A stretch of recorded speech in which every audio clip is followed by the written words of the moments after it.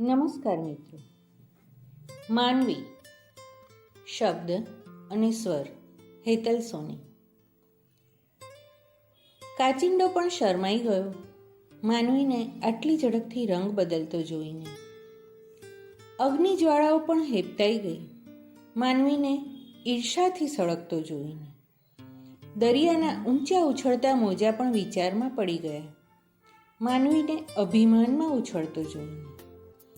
પક્ષીઓનો એ કલરવ પણ શાંત થઈ ગયો માનવીની આ નિંદાવૃત્તિનો કલરવ સાંભળીને. જ્વાળામુખી પર્વતની જ્વાળાઓ પણ શાંત થઈ ગઈ માનવીની ક્રોધની જ્વાળાઓ જોઈને. ગલીમાં એક ટંકની ભૂખ ભાંગવા ખાડો કરી રોટલી સંતાડતું કૂતરું પોતાની જાતને સમજદાર માનવા લાગ્યું માનવીની લોભી વૃત્તિ જોઈને.